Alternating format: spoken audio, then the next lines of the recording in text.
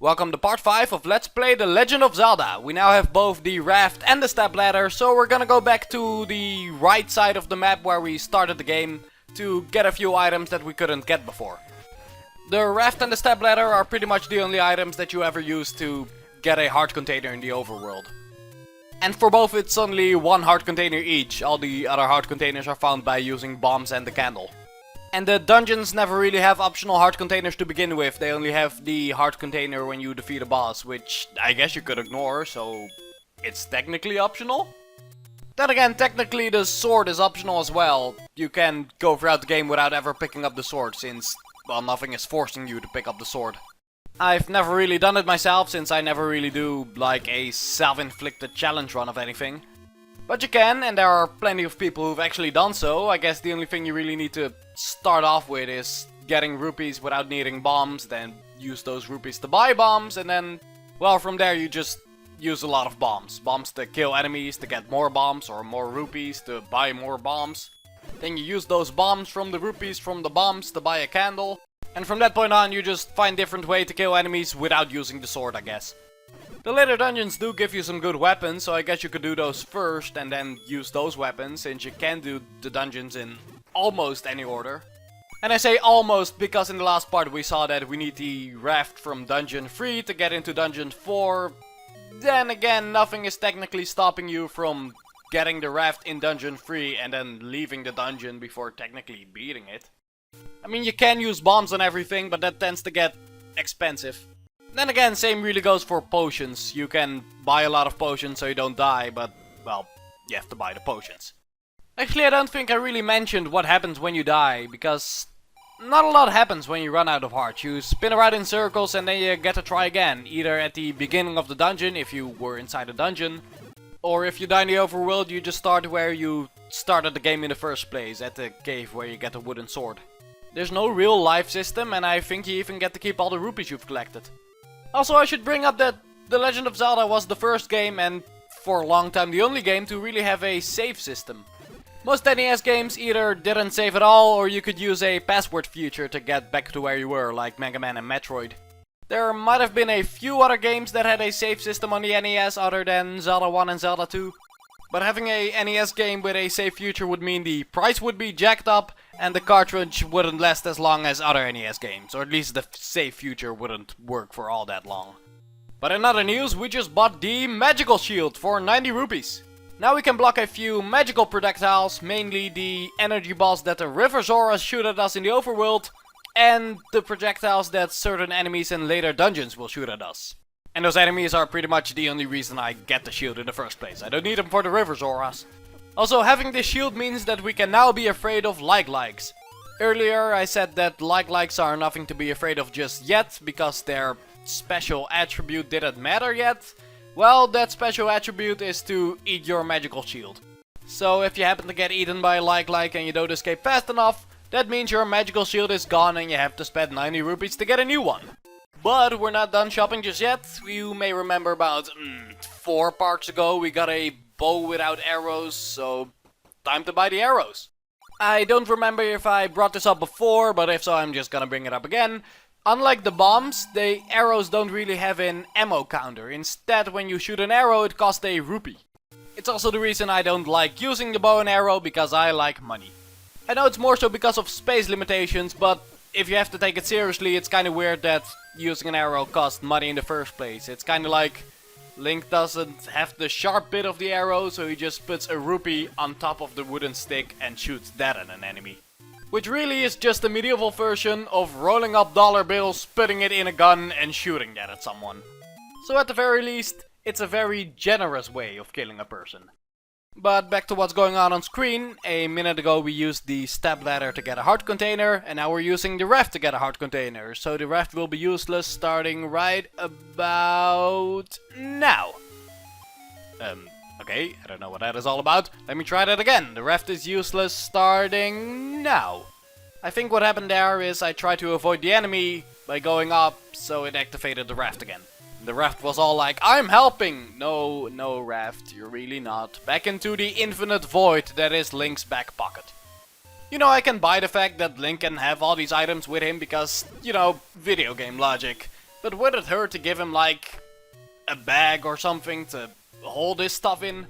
I know how his stuff wouldn't fit inside the bag, but at least it's something, because I don't even think he has pockets or anything. Then again, I'm not sure I'd be able to take the hero of time seriously wearing a fanny pack. You know, on second thought, I think this would be hilarious. Let's make it happen. Let's give Link a fanny pack. I mean, the guy is already wearing a skirt, has a pretty girly face most of the time, and he's already pretty obsessed with collecting shoes and other kinds of clothing. This guy right here is another location that will give you 100 rupees, and in a pretty obscure location. In this case, I don't really mind it being obscure all that much, since this is definitely entirely optional. There are other ways to get rupees, and this is pretty much just a time saver. I mind in other occasions because, yes, technically heart pieces are optional and you don't need them to beat the game, but you still need a number of them to even survive, and of course you don't need every single one. But the game is designed in difficulty where they really expect you and want you to still get a bunch of them.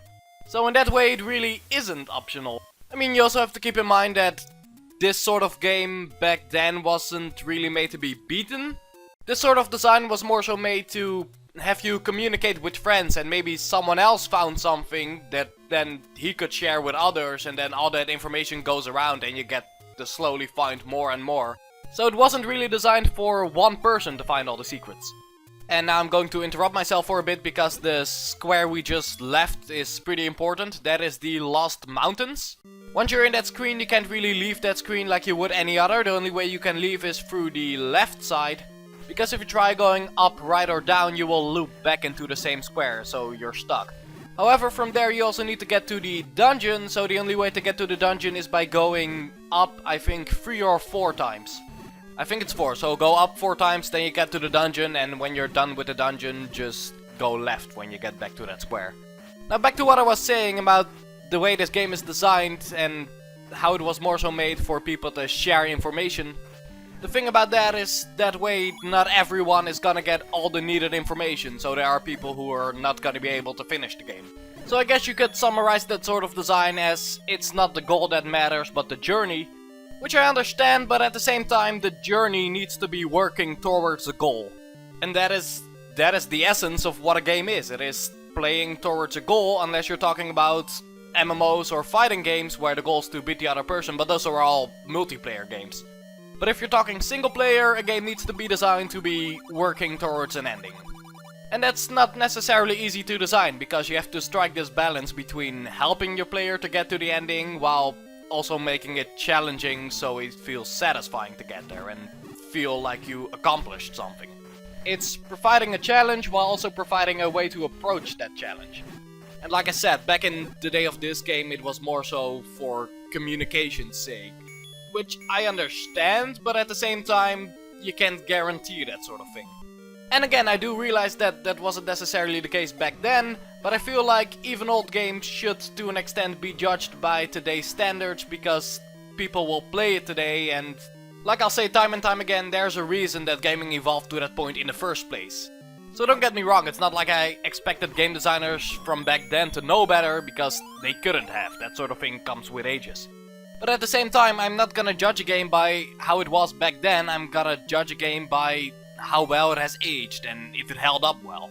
I'm not just gonna say, oh, this game was great back then, because if someone's gonna play it, they're gonna play it now, they're not gonna play it in the past. Also, I'm pretty sure I had the same rant in the Metroid 1 playthrough. But you know, I said before that I think Zelda and Metroid, or at least the first games, suffer from very similar problems, while both Metroid 2 and Zelda 2 have very similar improvements. While in a similar way they also do things differently from their first game. And even nowadays I think that the Zelda series and Metroid series have similar sort of potential when it comes to storytelling. The main difference being that there's no Zelda Other M or anything. But if we ignore Metroid Other M for a second, I think that Zelda and Metroid both have these very interesting universes, but don't really go all too deep into it, even though that could be a lot of fun and very interesting. And in both cases I'm also interested in the main characters if they weren't silent protagonists. That's also why I'm a bit conflicted about Other M, because they tried. They failed, but at least they tried, where the Zelda series has never really tried. And in a similar way I can compare Majora's Mask and Metroid Prime in that they both did a really good job of telling a story without the main character. which I also like, but like I said, I just want them to try to expand on the main character, the main villains, and just the world that they live in general. I won't bring up side characters because Zelda actually does a pretty good job with side characters, where Metroid doesn't really have any side characters. But those three things mainly, I just want to be a reality without it being other M. So now that that's out of the way, again, welcome to Dungeon 5, the Lizard Dungeon. I mean, I've been here for 4 minutes already, but I was talking about other shit. Also, this dungeon is a very bright green and it kinda hurts my eyes looking at it.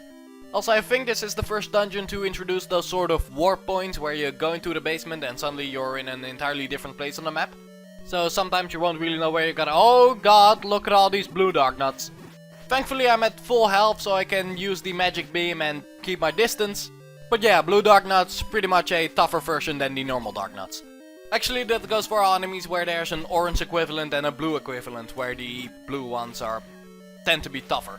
I also think that blue varieties of enemies tend to have different behavior in the way they move. I don't think this is the case for dark nuts, but that's the case for like the Octoroks and such.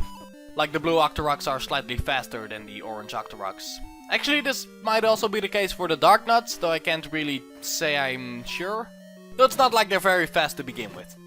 On a different note, is anyone sick of this soundtrack yet? Because the only thing we've been hearing is the dungeon theme and the overworld theme. I mean, there was the title screen theme for like 20 seconds in part 1, and then there's the final dungeon theme in, well, the final dungeon only. Other than that, it is 45% overworld theme and 45% dungeon theme, and I think the overworld theme is catchy enough, and it also tends to stop whenever you enter a cave or something. But the dungeon theme is very repetitive and it never fucking ends. But now we have the item of this dungeon, which is either a flute, a recorder, or a whistle. It's one of the three, I don't know which one. Also, have you noticed how Link has like the derpiest face when he picks up an item? He tries to tilt his head, it's just that sprites aren't very good at tilting things, or at least pixels at this size. But yeah, the flute. It has 3 purposes, but it has 3 very specific purposes, so I don't necessarily look forward to getting it. First is to open the way to Dungeon 7, so it's mandatory and it's also very obscure, but I'll get to that when we get to it. The second purpose is to beat the boss of this dungeon, so that's also mandatory. And the third is to— oh, hold on, this old man is actually important. For 100 rupees he will give you sort of a bomb expansion. So before we could only carry a maximum of 8 bombs, now we can carry a total of 12 bombs. But back to what I was saying, the third purpose of the recorder, which is actually a useful one, is to teleport you over the overworld. So what will happen is that when you use it in the overworld, a fucking tornado brings you to the front of a dungeon. And then from there you can teleport to the different dungeons depending on which way you're facing. So let's say you're in front of dungeon 4 and you're using the flute while facing up or left, that will mean you're going to dungeon 5. But if you use it in front of dungeon 4 and facing down or right, that means you're going to dungeon 3. So that's useful, even though I'm actually not gonna use it a whole lot. I'm actually gonna show it off just once after dungeon 7, which is funny because dungeon 7 is like the one place you can't use it because it has a different purpose for dungeon 7. But other than that, I don't really use it because I have my walking route all planned out, so I don't really need it. It also doesn't have any combat use, even though I said you need to use it for the boss of this dungeon. The boss here is Digdogger, and earlier we ran into an old man who said Digdogger hates certain kind of sound, which is a pretty vague hint referring to the recorder. I mean, bombs also make a pretty loud sound. But using the recorder on Digdogger is not really an attack, it's more so playing it once so he's vulnerable to other attacks. Also, fun fact, the sound effect that plays when you use the recorder is later used in Mario Bros. 3 for the warp whistle. Hi the dongos, bye the dongos. Not sure if I brought this up earlier, but at some point they will use the dungeon bosses as regular enemies. For example, in the last dungeon we also ran into Manhandline, just a random room. Also, I like what happens here. I use the candle to light up the room, which actually makes the enemies harder to see, because they're green and the floor is also green, so I could actually see them better in the dark. Not like it matters a whole lot, since this is probably the most pathetic enemy in the game. And these are upgraded versions from their smaller, even more pathetic ones. Also, rooms like these, the whole zigzaggy with the water, at least I hope it's water, those rooms are great when you have the step ladder, since you're pretty much safe from all the enemies when you're on the step ladder. A lot of enemies in this game are more so wandering around, minding their own business and hitting you by pure accident, more so than trying to go after you. With exceptions, of course. The wall masters, for example, those are actively homing in on you. Though that most likely has more to do with the fact that they're flying. When you try to have ground enemies homing on you, they might get stuck on walls or stuff like that. By the way, looking at the dungeon map, I know this is supposed to be the lizard dungeon, so it's most likely supposed to resemble a lizard, but all I'm seeing is Grover from Sesame Street. Though, while we're on the topic, I brought up before how the dungeons all fit into each other. I think this one might fit into the right wing of the Eagle dungeon, the first dungeon. You know, most of the dungeons try to resemble an animal or at least a creature of some kind. And then there's the Moon dungeon, the second dungeon. But then the Manji dungeon just sort of sticks out as something that's not actually something with a physical form. It's purely an icon, a name for a symbol. Then again, I don't think they really designed the dungeon with like an idea or an animal in mind. They more so made the dungeon, made them all fit into each other, and then were like, okay, what does this shape resemble? And then in some cases they gave them like an eyeball or something, and you know, it works out for most of them. I can see why they named those dungeons after those animals. Except maybe the lizard, the one we're in right now, because, well, I'm still just seeing Grover. Maybe like, actually it kind of reminds me of the sprite for E.T. from the Atari. Oh, by the way, before I forget, there's actually a hidden room in this dungeon. You can see it where, like, the one empty room is, surrounded by all the blue spaces in the top left corner of the dungeon map. I'm just gonna call it the eyeball of the dungeon. You can get there by placing a bomb in the room below, which is the next room we're gonna be going to. I'm not gonna show it off, but what you can find there is another old man with another really vague hint. The hint for today is: secret power is said to be in the arrow, which is referring to how you beat the final boss. You need to use silver arrows on the final boss, which is... I mean, you get this hint in this dungeon, so you're gonna assume the hint is for the boss of this dungeon.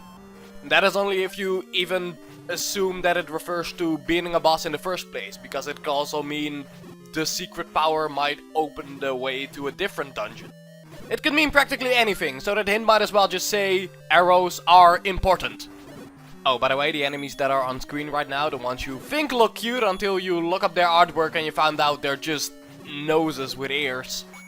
Those things are actually really easy to take out on the Japanese version of this game and the Japanese NES, the Family Computer Disk System, aka the Famicom.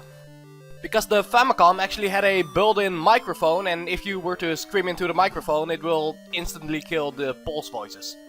I mean, it's not really relevant in this version, but it's trivia, so why not? Also, speaking of killing things with sound, this is Digdogger. He's pretty much invincible before you use the recorder, and then you use the recorder and he's pretty pathetic.